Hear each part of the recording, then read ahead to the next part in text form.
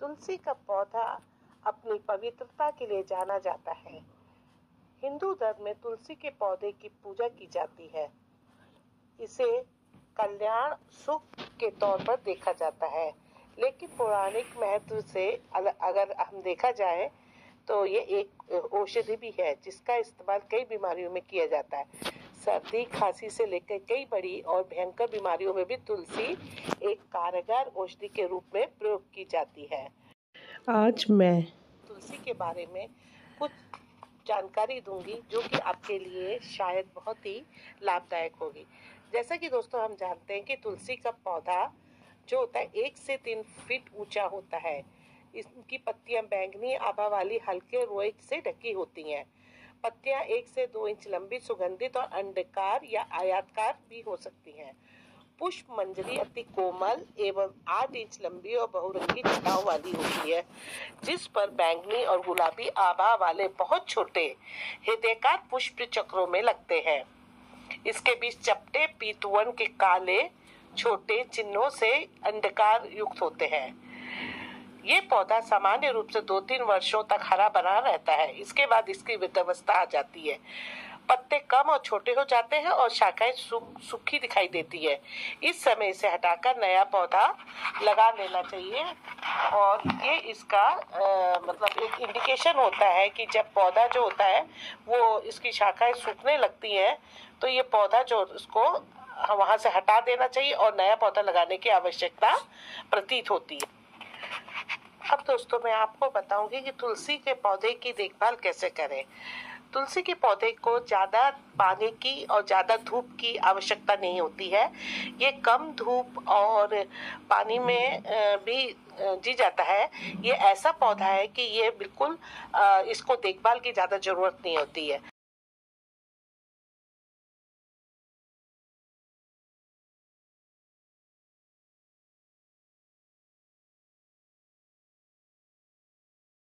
सबसे पहले मैं आपको ये बताऊंगी कि तुलसी कैसे लगाई जाए।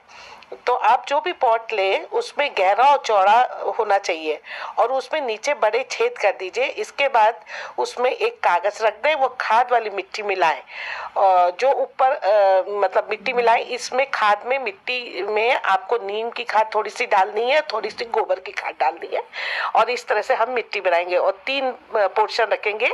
एक हिस्सा हम मिट्टी लेंगे, एक हिस्सा हम खाद का लेंगे और एक थोड़ा सा नीम की खाद लेंगे।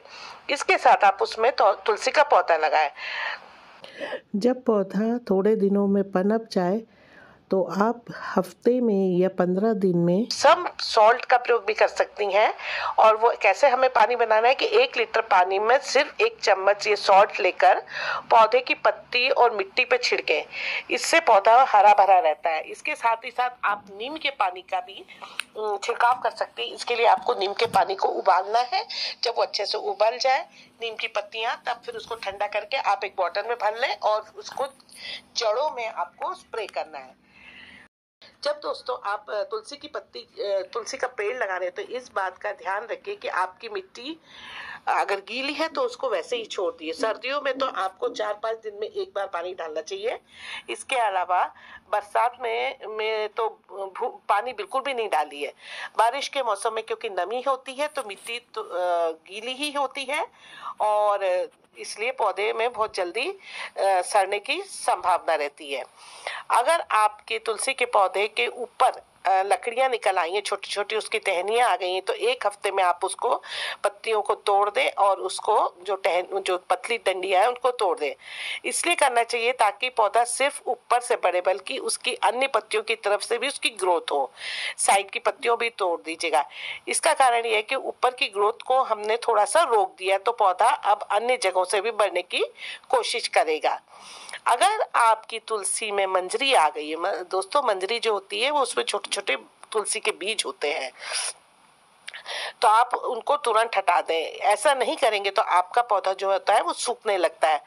आपका तुलसी का पौधा हरा भरा है तो चिंता की कोई बात नहीं है, लेकिन अगर वो कभी आपका सूखने लगे तो उसके लिए किसी अन्य गमले में शिफ्ट कर दें या फिर इसे हटाकर अलग रख दें या सुखाकर इसे अन्य सामग्री जैसे खाने पीने में फ्लेवर के लिए इस्तेमाल कर सकते हैं आप मंजरी को।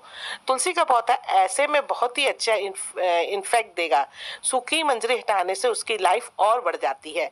और ये जो तुलसी का पौधा है ये हफ्ते में कम से कम एक बार आप इसकी मंजरियों को निकाल के सुखा लीजिए या तो फिर आप इसको अलग तुलसी के गमले में फिर से पौधा लगा सकते हैं। अगर आपके तुलसी के पौधे में कीड़े लग गए हों तो आपको नीम ऑयल स्प्रे करना चाहिए। और ये हम कैसे बनाएंगे कि 1 लीटर पानी में 10 बूंदे हम इसको पानी में डालेंगे इसकी स्प्रे की, नीम ऑयल की, और फिर उसको एक स्प्रे बॉटल में भर के पत्तियों में अच्छे से स्प्रे करेंगे तो ये समस्या खत्म हो जाएगी। अब दोस्तों हमारे दिमाग में ये बात आती है कि हमें कौन सी खाद डालनी चाहिए। तो गाय का गोबर की खाद बहुत ही अच्छी होती है। तुलसी के पौधे में गोबर डालने के लिए उसे सुखाकर उसका पाउडर जैसा बना ले, और ये नेचुरल फर्टिलाइजर होता है और ये आप किसी भी पेड़ में डाल सकते हैं जो घर के गार्डन में, और में तुलसी के पौधे को आसानी से आप उसमें डाल सकते हैं। ये इससे क्या होगा कि पौधा जल्दी बढ़ेगा और हर मौसम में ये हरा भरा रहेगा। इसके अलावा आप नीम की खाद भी डाल सकते हैं और ये आपको किसी भी फर्टिलाइजर की दुकान पे मिल जाती है। लेकिन दोस्तों गर्मियों में इसको बहुत ही कम डालिएगा और 15 दिन में सिर्फ एक बार ही इसको डालनी है। मिट्टी के अंदर मिलानी है, जरा सी मिट्टी आप खोद लीजिएगा और उसमें नीम की या गोबर की खाद मिला के उसमें डाल दीजिएगा तो आपका पौधा हमेशा हरा भरा और पत्तियों रहित सहित रहेगा। दोस्तों क्या आपको पता है कि तुलसी का पौधा हमें संकेत देता है कि जब हमारे ऊपर कष्ट आने वाले होते हैं, आपके घर परिवार या आपका कोई साथी अगर मुसीबत में आने वाला होता है तो उसका असर सबसे पहले आपके घर की तुलसी के पौधे पर देखा जाता है। अगर आप उस पौधे को कितना भी ध्यान रखें, धीरे धीरे वो पौधा सूखने लगता है। तुलसी का पौधा ऐसा है जो आपको पहले ही बता देगा कि आप पर या आपके घर परिवार पर कोई ना कोई मुसीबत आने वाली है। अगर हम इसको पुराणों और शास्त्रों के अनुसार देखें तो ऐसा इसलिए होता है कि जिस घर पर मुसीबत आने वाली तो उस घर में सबसे पहले लक्ष्मी यानी कि तुलसी जी चली जाती हैं, क्योंकि दरिद्रता, अशांति और कलह जहाँ होता है वहाँ लक्ष्मी माता का निवास नहीं होता है।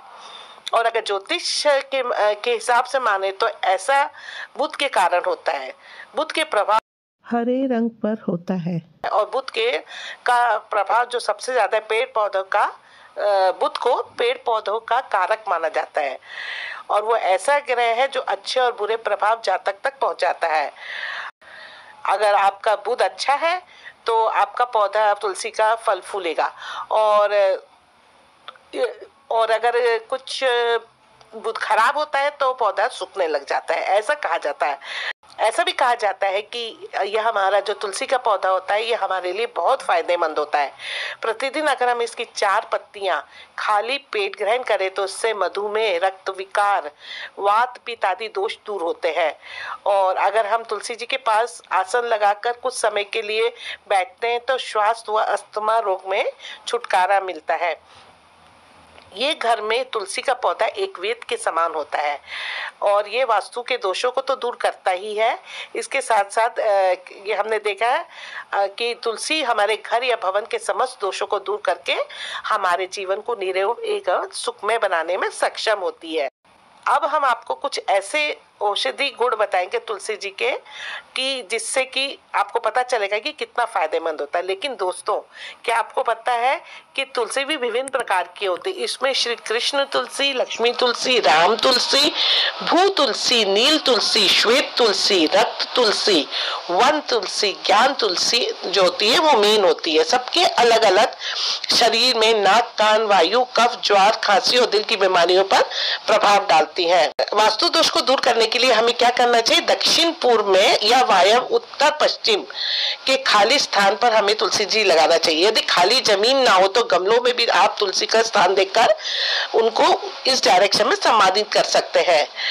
और जो तुलसी का पौधा होता है, अगर आप इसको पारिवारिक कलह से छुटकारा पाना चाहते हैं, इसको किचन में के पास रखना चाहिए। पूर्व दिशा की खिड़की के पास रखने से यदि आपका पुत्र जिद्दी हो तो उसका हट दूर हो जाता है।